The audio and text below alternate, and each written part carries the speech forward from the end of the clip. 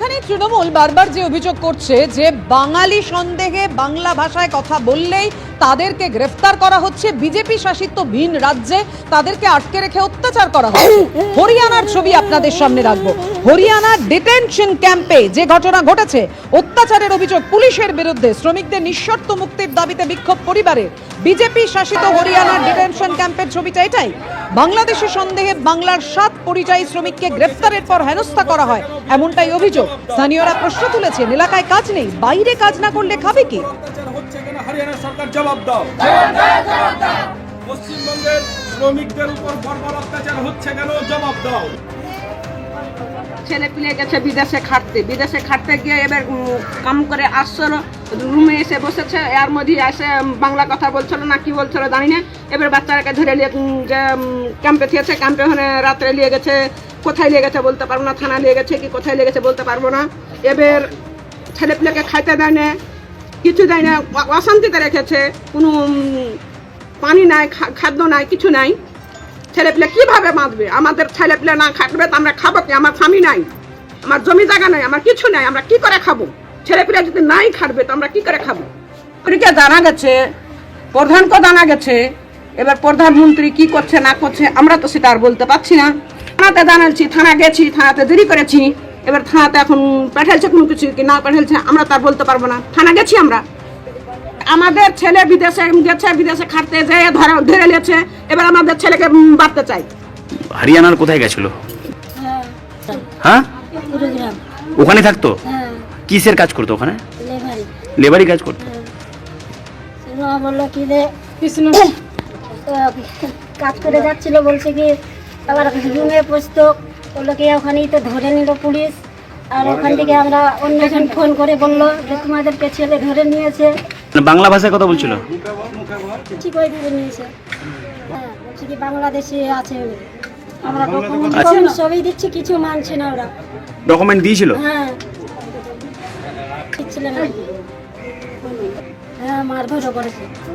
যেহেতু অভিযোগ পরিবারের একটাই কথা হচ্ছে, আমার ছেলেরা গেছিল, এইভাবে ওরা যে বর্বর অত্যাচার করছে বাঙালি বলে, বারবার বাঙালিদেরকে টার্গেট করা হচ্ছে। আমাদের একটা ভুল ধারণা ছিল যে ওরা আপনার সংখ্যালঘুদের উপর আক্রমণ করছে, এই ধারণাটা পুরোপুরি ভুল। সেখানে আমাদের মুসলিম এবং হিন্দু উভয় সম্প্রদায়ের লোক সেখানে আছে, ওরা অ্যাকচুয়ালি বাঙালি জাতিকে ঘৃণা করে।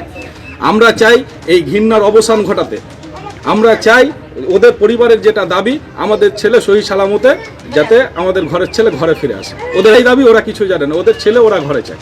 এদের কথা হচ্ছে এরা দিন মজুর, এদের মাঠে জমি জায়গা নাই। আমাদের এরিয়াতে কাজ আছে সামান্যতম, একদিন খাটলে তার পরের দিন খাটে না। সেখানে তাই তারা ওরকম নিম্নমানের কাজ করতে যায় যে পরিবারের তাগিদে যাতে ওর পরিবারে মা ভাই বোন তারা সুখে থাকতে পারে। সব নিম্নমানের কাজের জন্য যেখানে সারা 2 পয়সা বেশি পাবে, এইভাবে গিয়ে যদি তাদেরকে হেনস্থা করা হয়, তাহলে কি করে মানুষ বাইরে কাজের জন্য যাবে এবং নিজের সংসারটাকে চালাবে? অর্থাৎ বুঝতেই পারছেন এলাকার মানুষদের যেটা স্পষ্টতই অভিযোগ। আর এখানেই সাহায্যের আশ্বাস দিয়েছেন তৃণমূলের বিধায়ক তাজমুল হোসেন। হরিশ্চন্দ্রের তৃণমূল বিধায়ক মুখ্যমন্ত্রীর সঙ্গে কথা বলে দ্রুত পদক্ষেপ নেবেন, এমনটাই আশ্বাস দিয়েছেন। হরিয়ানার গুরগাঁওতে নির্মাণ শ্রমিকের কাজ করতেন হরিশ্চন্দ্রপুরের 7 জন বাসিন্দা। বৈধ নথিপত্র থাকা সত্ত্বেও বাংলাদেশি সন্দেহে তাদেরকে আটক করা হয়েছে, এমনটাই অভিযোগ তাদের। গ্রেফতার করে ডিটেনশন ক্যাম্পে রেখে অত্যাচার করা হয়েছে বলে অভিযোগ। দেয়া হচ্ছে না খাবার। আমাদের মাননীয় মুখ্যমন্ত্রী প্রত্যেকটা বিজেপি সরকারকে প্রতি ভর্ৎসনা করেছে যে ডবল ইঞ্জিন সরকার যেখানে যেখানে আছে, সেই ডবল ইঞ্জিন সরকারের যেখানে যে যাচ্ছে আমাদের বাংলা ভাষায় কথা বললে তাদেরকে বাংলাদেশি তকমা দেওয়া হচ্ছে, তাদের প্রতি অন্যায় অত্যাচার হচ্ছে।